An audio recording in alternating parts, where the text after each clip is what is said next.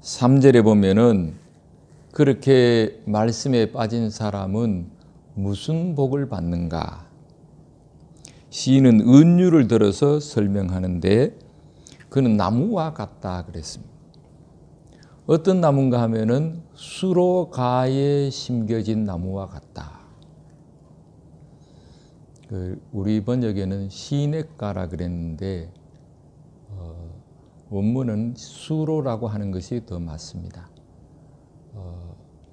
시냇가라는 건 천년 자연이 본래 세워져 있는, 본래 흐르는 물 흐르는 옆에다가 심었다는 것이고, 수로가에 심겨졌다고 하는 것은 본래 이렇게 물 없는 곳에 심겨져 가지고 별로 열매도 없고 본래 기쁨도 없고 말씀도 좋아하지 않는데 그렇게 그 옆으로 수로를 하나님이 내주셔 가지고 그래서 갑자기 말씀이 좋아지고 열매가 많아지고 기쁨이 넘치고 그래서 시들지 않는 나무가 됐다는 것입니다.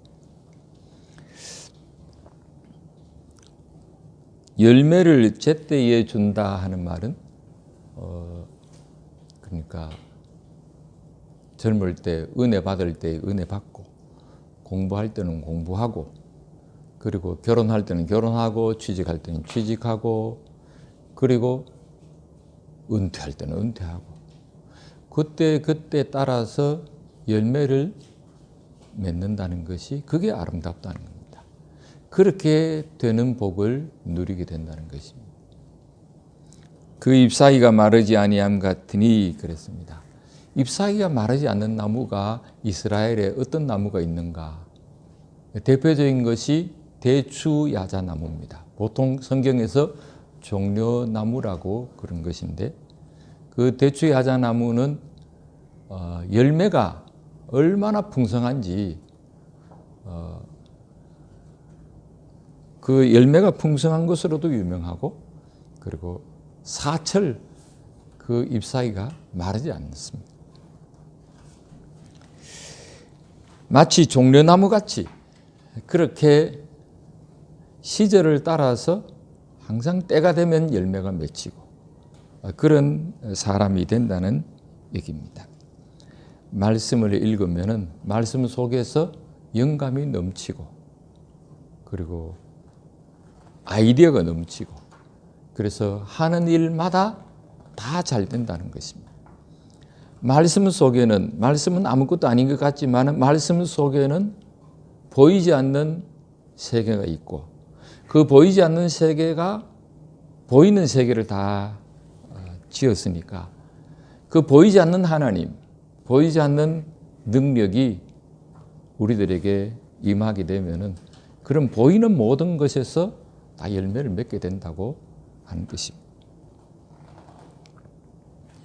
4절에는 악인들은 그렇지 아니함이여 그랬습니다. 원문에는 그렇게 안 되지 악인들은 그렇게 나옵니다. 그렇게 안 되지 하는 말이 먼저 나옵니다.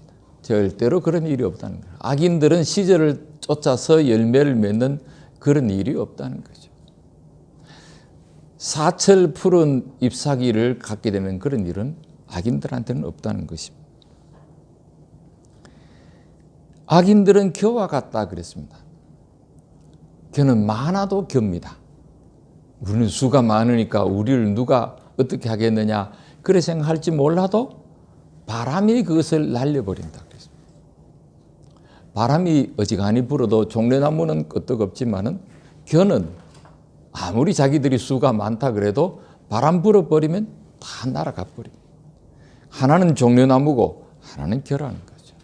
그거 비교할 수가 없다는 것입니다.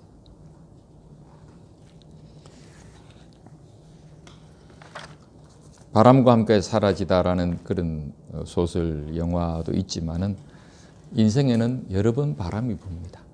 바람 한 번 불면은 의인들은 그대로 있지만은 악인들은 나중에는 여기 있었는가 하는 것이 의심스러울 정도로 자취도 없이 사라지는 거죠. 그건 겨였으니까. 그죠? 눈에 보이는 것을 쫓아가는 사람들은 한번 바람이 불면은 그건 다 없어져요. 그래서 눈에 보이지 않는 것, 하나님을 따라가고 말씀을 따라가고 진리를 따라가고 영원을 따라가고 영혼의 양식을 따라가는 사람들은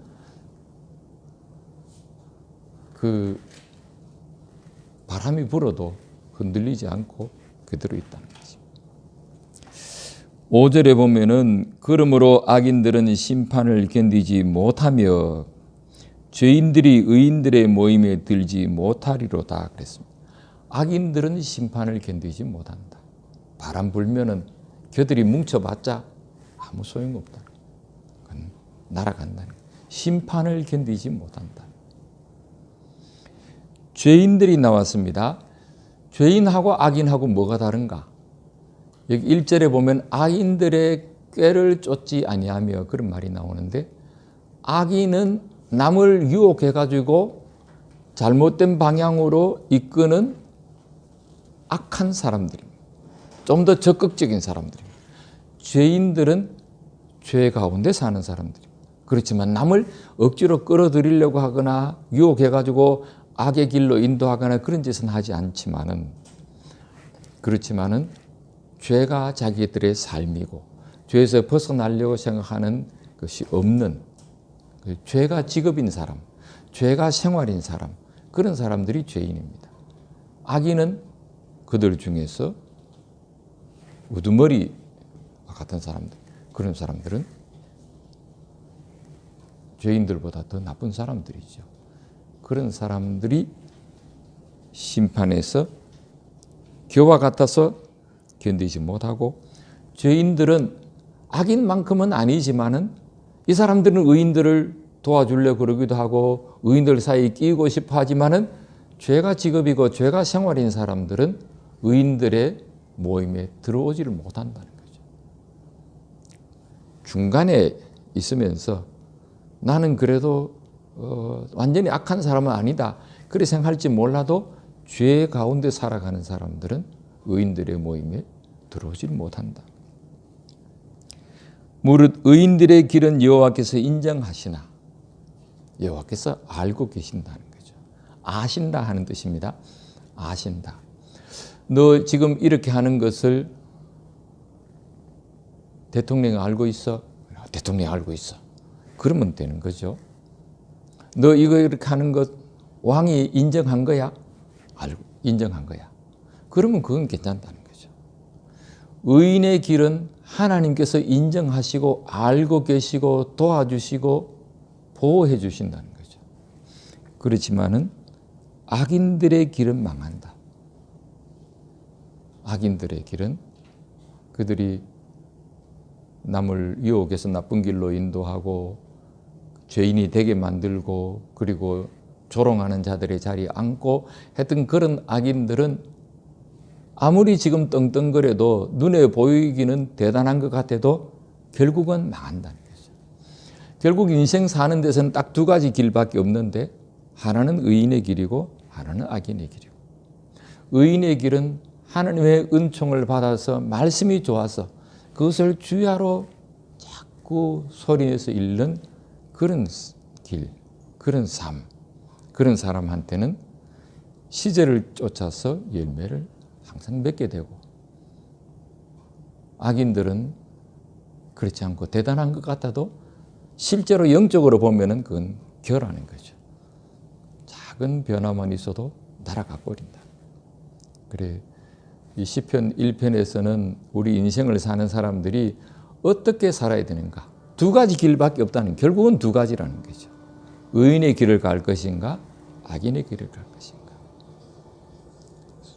그 중간에 죄인의 길에 섰다가도 그건 악인의 길로 가는 거죠. 그렇게 되지 않는 사람이 복이 있다는 것입니다. 우리가 다 그런 복 있는 길로 갈 수 있게 되기를 바랍니다. 아멘.